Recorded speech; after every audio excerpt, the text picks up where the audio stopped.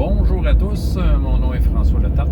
Bienvenue sur ma chaîne JDR D30, une chaîne consacrée aux jeux de rôle sur table. Alors, vie de rôliste, moi je vais vous parler d'une technique que j'ai décidé d'utiliser pour la fin de la campagne RPGS L'Arme des Dragons. Donc c'est de ça que je vais vous parler aujourd'hui.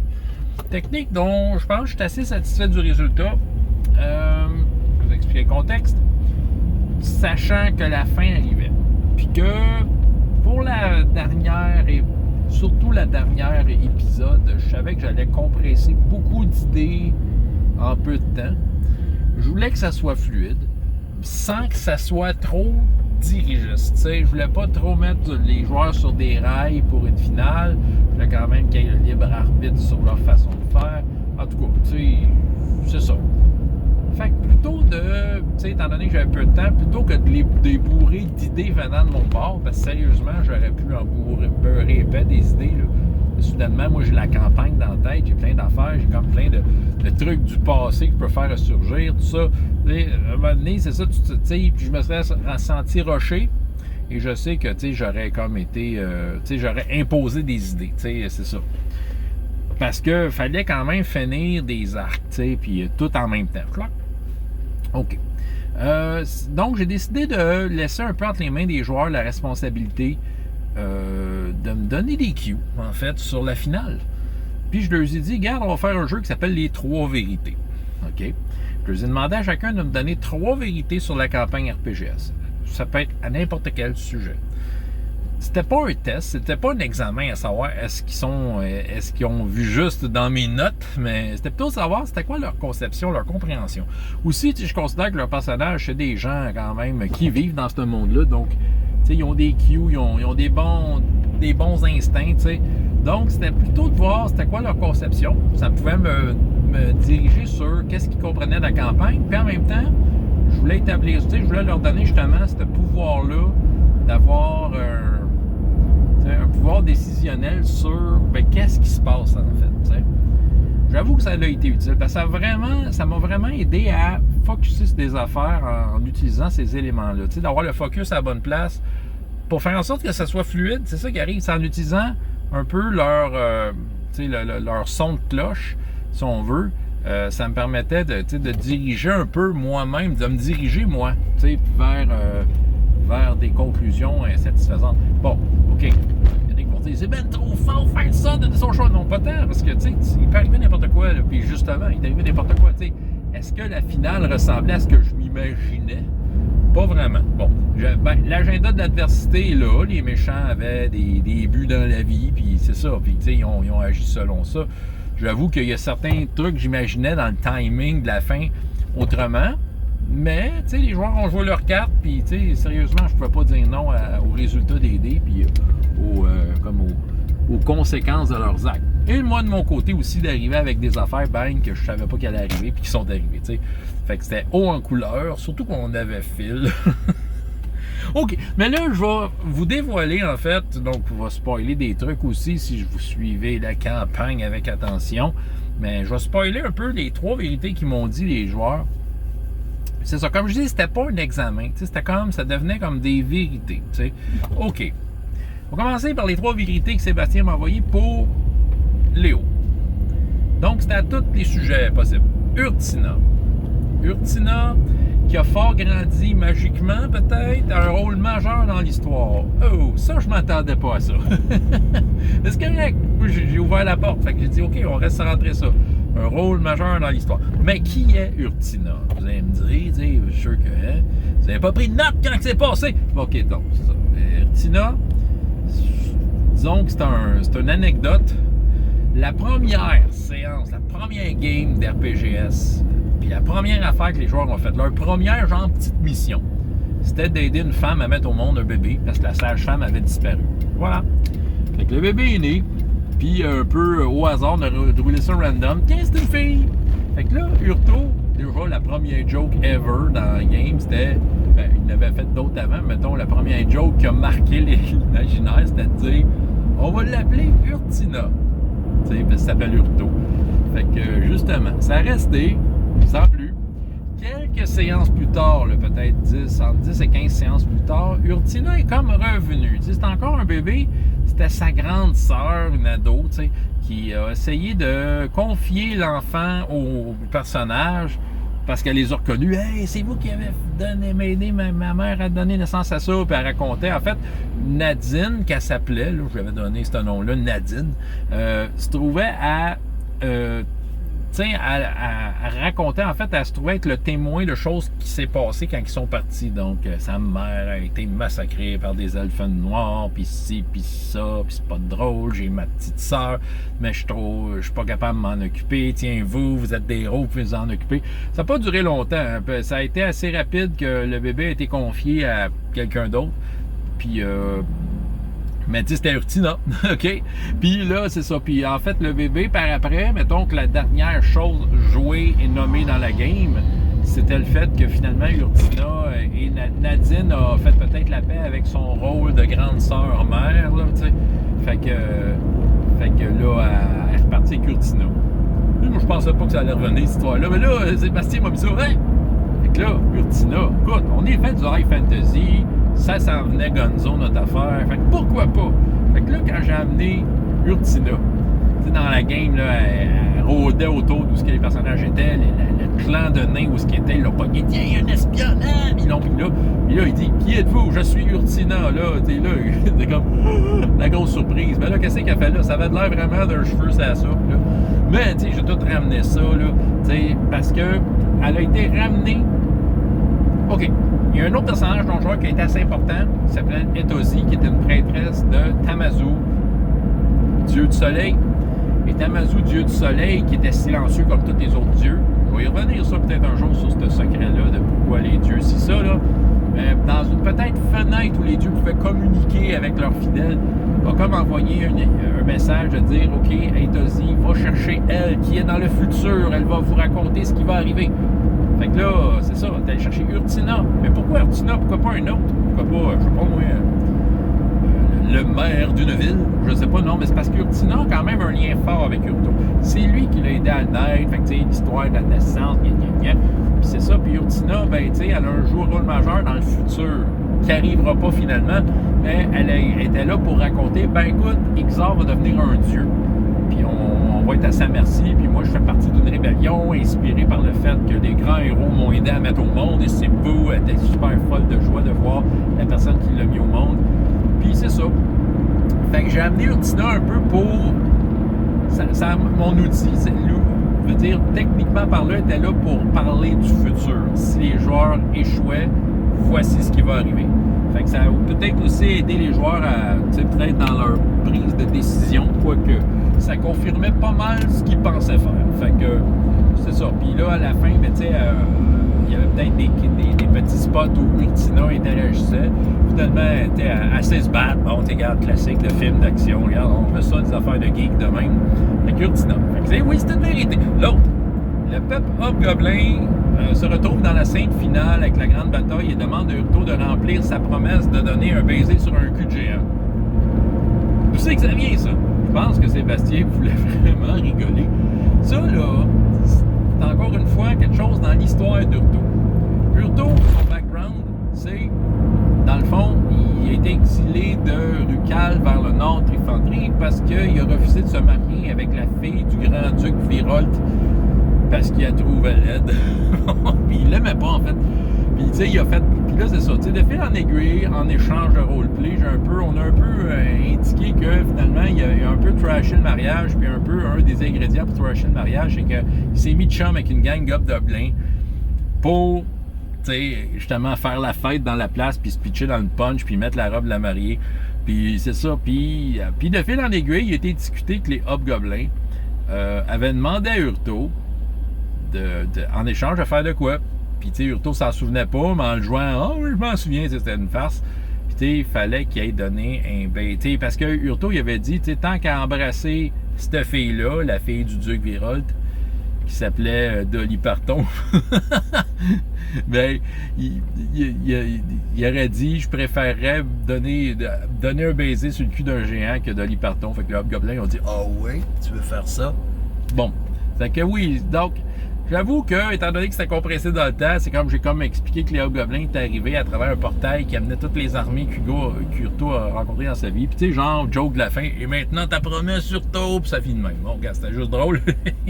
Léo aussi a dit que Xivie, avec son lien avec Frère Montagne, le dieu de la roche, a maintenant une connaissance instinctive des mélanges de minerais, parce que Xivie a comme une formation d'alchimiste.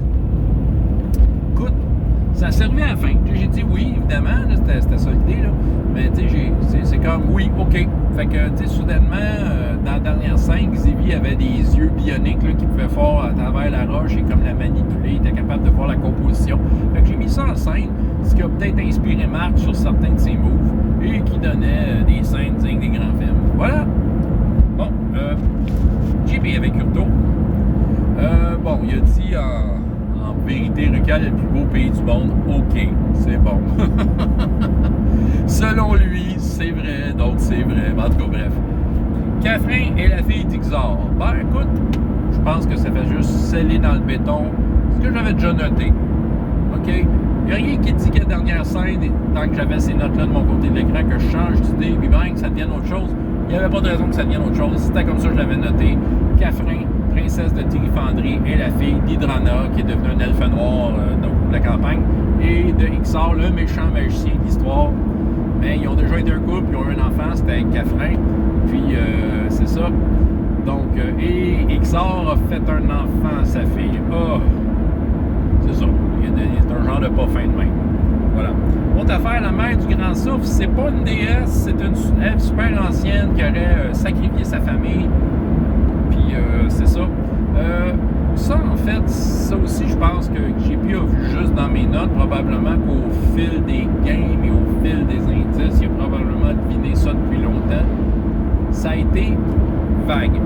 Je remarque que j'avais toujours une carte dans mon jeu avant qu'il me dise ça, au cas où que ça soit utile que ça soit une déesse. Mais tu sais, je pense que ça tendait plus sur c'est une elfe. Je vais essayer de résumer un peu, là, c'était quoi l'histoire de la mère du Grand Souffle selon mon point de vue. C'est que c'est une elfe qui a fait un rituel pour s'approprier la magie et un peu des pouvoirs divins et de couper le monde d'RPGS des dieux. C'est ça. Elle disait qu'un monde sans divinité était un monde qui était mieux.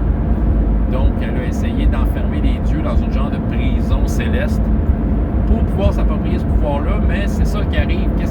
Pourquoi qu'on était dans cet état-là dans RPGS, c'est que les dieux ont voulu punir, surtout punir elle. Ça, c'était peut-être des petits points que les joueurs ne savaient pas, mais ils ont voulu envoyer les fameux météorites de Négarite, mais elle les a arrêtés en faisant un rituel, puis en sacrifiant ses frères et sœurs, en envoyant des dragons pour arrêter ça, puis bref, la mère du Grand Souffle, c'est comme endormi dans un entre-deux. Et l'entre-deux, c'est l'autre vérité que JP m'a amené. Ça aussi, ça consolidait peut-être des idées que je me gardais vagues, mais là, lui, me l'a amené là, c'est que la mère du Grand Souffle, dans le fond, son corps est séparé en 5 morceaux, les 5 lampes, puis il y a un 6e morceau qui garde dans l'entre-deux. Le 6e morceau, c'était pas prévu. J'avoue qu'à certains moments, pendant la campagne, ils ont nommé la possibilité d'un 6e morceau. C'est sûr que moi, de mon côté de l'écran, j'avais 5 morceaux. Mais là, en ayant l'histoire du 6e morceau, ça m'a permis de dire, OK, la mère du Grand Souffle est dans un entre-deux, là où elle a besoin des lampes pour se reformer et reprendre son assise sur le monde d'RPGS. Quel est le 6e morceau? Ça m'a peut-être permis, justement, de confirmer un mystère entourant Léo, que j'ai gardé pour moi-même jusqu'à la fin. Léo est l'enfant de qui? Ses parents sont disparus, il a été élevé par un gars qui l'a entraîné à se battre. Okay. Donc, il a été mentionné que Ravil, une espèce de sorcière elfe, était sa mère. Ça passait proche que ça soit vrai, cette histoire-là. Mais bon, tu sais, on aime ça, les mystères, on se garder le mystère, parce que l'autre option, c'était la mère du Grand Souffle fait sa vraie mère. C'est un peu cheesy, mais bon, soudainement, c'était utile. Fait que le 6e morceau qui manquait, c'était Léo. Elle voulait prendre Léo dans ses bras et pouvoir, comme, justement, se reconnecter sur le monde. Fait que Léo était comme le ground. Ça n'a pas marché parce que Léo était occupé ailleurs, finalement. Mais c'est ça, mais tu sais, c'est ça. OK. Autre affaire, Léo est le descendant de la mère du Grand Souffle. Bon, gars, c'est ça. C'est une vérité. J'ai dit que c'était une vérité. Parfait. Il a décidé pour moi qu'est-ce que c'était. Marc millionnaire veut détruire les dieux dans le but de revenir seul et d'être et s'approprier la dévotion de tous. Ben, c'est ça qui arrive, là, tu sais. Non seulement elle voulait les mettre dans une prison, mais elle voulait les détruire, tu sais, parce que c'est ça. Elle les trouvait inutiles, obsolètes. Puis c'est ça. J. Darzo a réussi à les suivre depuis tout ce temps et il va faire un grand coup à la fin. OK. Qui est J. Darzo? Au départ, c'est un personnage que Marc a interprété dans une des séances uniques d'RPGS avant la campagne. Une espèce d'homme chat. Un Tindar dans le monde d'RPGS, de la façon que c'est appelé, qui avait réussi, entre autres, à voler la plume d'un sphinx, tout ça. Puis, tu sais, c'était un voleur compulsif. Tu sais, il voulait voler tout le monde, là, c'est ça.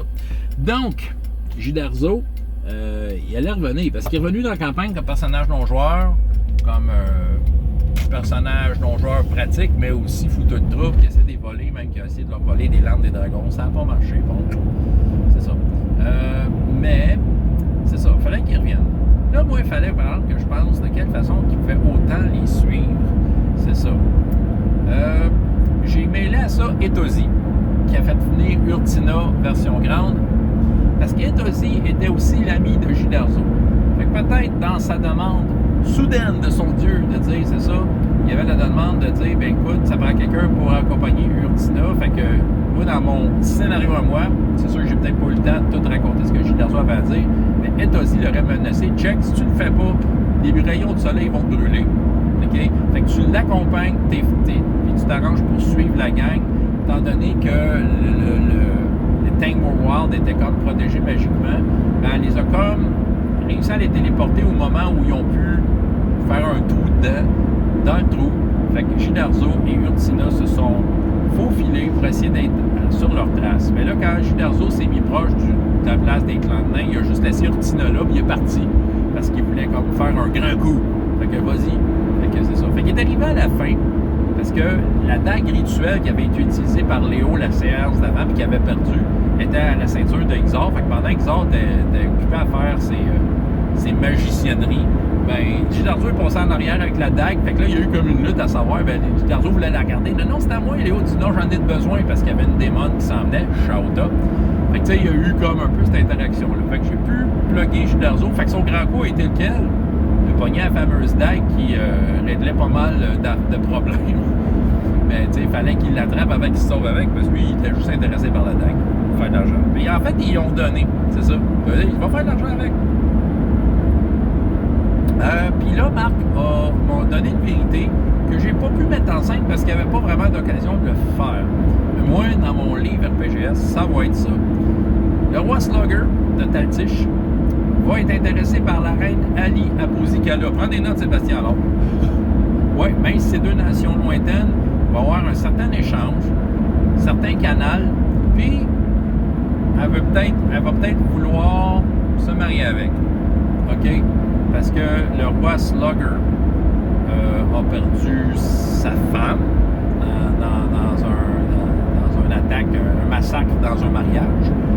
Puis il a perdu peut-être celle qui allait marier, qui protégeait Taltish des dragons, qui s'appelle Hildegarde. Il l'a perdu dans l'avant-dernière game. Fait que lui, c'est un grand roi avec le cœur brisé. Ali Aposikala, sûrement très cute. Elle aussi, c'est une veuve. C'est ça. Fait que là, peut-être qu'avec les changements, avec les révélations, le fait que le monde a été chamboulé par un méchant Xor et tout ça, peut-être que là, les autres problèmes d'RPGS vont être résolus autrement, ou du moins approchés autrement par les grands de ce monde. Et c'est ça. Puis tu sais, en fait, puis le roi Slugger pourrait se marier avec elle. En effet, je trouve ça intéressant. Bref, grand exposé.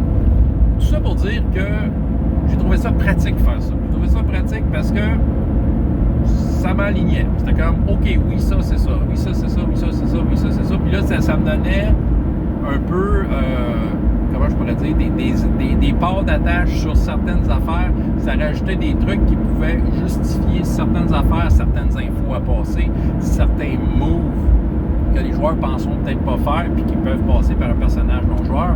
Donc, ça l'a permis de faire ça. Ajoute à ça Phil, joué par Bruno Tremblay, puis voilà, t'as une finale explosive et pleine d'étoiles de mer.